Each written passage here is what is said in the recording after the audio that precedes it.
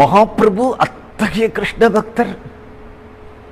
மகாபிரபுவை போல இன்னொரு கிருஷ்ண பக்தரை பார்க்கவே முடியாது. கிருஷ்ண பக்தர்னா அவரே ஸ்வயம் பகவான் கிருஷ்ணர். அந்த மகாபிரபுவுடைய ஹிருதயத்தை ஆக்கர்ஷிக்க கூடிய அளவுக்கு கிருஷ்ண விஷயமான ஒரு கிரந்தம் இருந்ததுனால் கிருஷ்ண கர்ணாமிருதம். தென்னிந்தியாவுக்கு யாத்திரை வந்த மகாபிரபு தென்னிந்தியாவிலேருந்து ஒரு பொருளை அவர் ரொம்ப விரும்பி தன் கூட எடுத்துட்டு போனார் அப்படின்னா அது கிருஷ்ண கர்ணாமிருதம். லீலாசுகர் இல்லைன்னா பில்வ மங்களா. ஆந்திர தேசம்தான் அவருக்கு ஊர். 4 வேதங்கள் 6 அங்கங்களை படித்தவர், அனுஷ்டான் உடையவர். நித்தியம் அந்த ஊர்ல இருக்கக்கூடிய கிருஷ்ணாலயத்துக்கு போவார். அங்க ஒரு பெண்மணி அதிசுந்தரியா இருப்பா, நாட்டியம் ஆடுவா. தினமும் அவர் போய் இந்த நாட்டியத்தை பார்த்து பார்த்து பார்த்து பண்டிதர் தான் அத்தியனம் பண்ணியிருக்கார், அது வேற விஷயம். மனசுன்னு ஒண்ணு இருக்கு இல்லையா? கோபாலகிருஷ்ண பாரதி அப்படிங்கிற மகாத்மா தமிழ்நாட்டில் சிதம்பரத்தில் இருக்கக்கூடிய நடராஜர் மேல நிறைய கீர்த்தனைகள் பாடியிருக்கார். நந்தனார் சரித்திரம் பாடியிருக்கார். திணிலகண்ட நாயனார் சரித்திரம் பாடியிருக்கார். அந்த கோபாலகிருஷ்ண பாரதி அழகா ஒரு கீர்த்தனையில சொல்றார், கற்ற வித்தையினால் காம நோய் போகுமோ அப்படிங்கிறார்.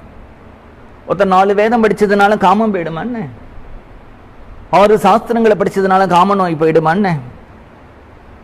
அதனால கற்ற வித்தையினால் காம நோய் போகுமோ? காமம் போகணும்னா ராமநாமம் உள்ள வரணுமே தவிர சாஸ்திரம் உள்ள வரதுனால காமம் எப்படி போகும்? இவர் வித்வான் தான், நிறைய படிச்சிருக்கார் தான். ஆனாலும் என்னவோ அவருக்கு அந்த ஸ்திரீ மேல ஒரு ஆசை வந்துடுத்து. கட்டுப்படுத்தி பார்க்கிறார், முடியல. அது மாதிரி இந்த இடத்துல என்ன அப்படின்னா, ஆசை அப்படின்னு சொல்லும்பொழுது ஆசைக்கு வெட்கம் கிடையாது. ஆசை வெட்கம் அறியாதது. ஒருத்தனுக்கு தனம் சம்பாதிக்கணும்னு ஆசை வந்துருச்சுன்னா அந்த தனம் ஆசை அதுல இருக்கிற ஆபத்தை கண்ணை மறைச்சிடும். அது மாதிரி இந்த மாதிரி ஒரு ஆசை வெட்கத்தை மறைச்சிடும். ஊர்ல 4 பேர்களுக்கு மதிப்பா இருக்கமே, நாம என்ன எப்படி நினைப்பாங்கிறது தெரியாம ராத்திரி யாருக்கும் தெரியாம ஒரு முக்காடு போட்டு நல்ல மழை பொழியும் போது அந்த சிந்தாமணிங்கிற அந்த பெண் வீட்டுக்குள்ள நுழைஞ்சு விட்டார். அந்த சிந்தாமணி கதவை திறந்து பார்க்கிற ஆச்சரியம் தாங்களே, நம்ப முடியல அவளால. இப்பேற்பட்ட ஒரு மகாத்மா நம் வீட்டுக்கு வந்திருக்காரு. அவளுடைய பாவம் எப்படி இருக்குன்னா, பாகவதத்துல வர பெண்மணி மாதிரி இருக்கா, பிங்கள மாதிரி இருக்கா, ஜீவந்த மாதிரி இருக்கா. ஓடி வந்தா, கிடுகிடுன்னு ஒரு ஆசனத்தை எடுத்து போடுறா, அர்க்யபாத்தியங்களுக்கு ஏற்பாடு பண்றா. அவளுக்கு உடம்பெல்லாம் கூசுறது. இத்தகைய மகாத்மா வந்திருக்காரே, நாம கொடுத்தா ஏத்துப்பாரா? அவருக்கு ஒரு உடம்பெல்லாம் நினைச்சிருக்கே, ஒரு துண்டு கொண்டு அவருக்கு துடைக்கிறதுக்கு கொடுக்கணும்னு தோன்றது. பண்ணலாமா, தப்பா, ஏத்துப்பாரா? மழைக்கு ஒதுங்கிறதுக்காக வந்தாரா, என்னத்துக்காக வந்தார்? ஒன்னும் புரியல. கொஞ்சம் கொஞ்சமா அவருடைய பேச்சு, அவருடைய நடவடிக்கைகள்னால அவருடைய சித்தத்துல இத்தகைய ஒரு மலினம் இருக்கு அப்படின்னு தெரிஞ்சுண்டா.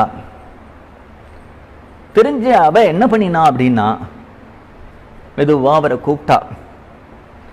இந்த ரூபத்தை பார்த்தா நீங்க மயங்கிருக்கேள், நான் இங்க என் கூட வாங்க. உள்ள கூப்பிட்டுன்னு போனா.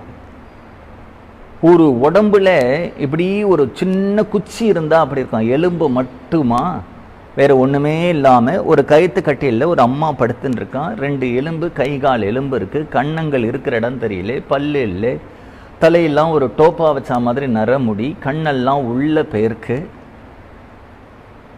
டே கண்ணை திறந்து பார்க்கிறா. அந்த சிந்தாமணி சொல்றான், இதுதான் எங்க தாயார்.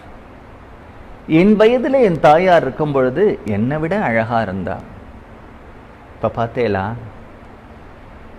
இந்த சரீரத்து மேலேயே ஆசை வைக்கிறேன். இந்த சரீரத்து மேல ஆசை வைக்கிறத காட்டிலும் நீங்க கிருஷ்ணன்ட்ட ஆசை வைக்கலாமே.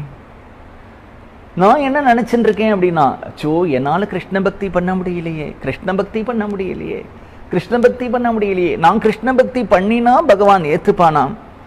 எனக்கு எவ்வளவு தவிப்பு இருக்கு தெரியுமா? அந்த பிரபுவை பார்க்கணும்னு, அதுக்கு அனுகூலமான ஒரு வாழ்க்கை கிடைச்சும் நீங்க இப்படி இருக்கலாமான்னு ஒரு க்ஷணம் சுதாரிச்சுண்டார். அங்க ஒரு ஊசி இருந்தது, 2 கண்ணையும் குருடாக்கின்றார். பார்த்ததுனால தானே அப்படி வந்தது. பிருந்தாவனம் போனார். ராதையினுடைய தர்சனம், கிருஷ்ணருடைய தர்சனம், கிருஷ்ண கர்ணாமிருதம். அவர் எவ்வளவு ஹானஸ்டா இருந்தா முதல் ஸ்லோகத்துல சிந்தாமணி தான் எனக்கு குரு அப்படிங்கிறார். வாக்விதாம்பரம், ஒரு வாக்கு ஒருத்தருடைய வாழ்க்கையை புரட்டி போட்டுடுறது.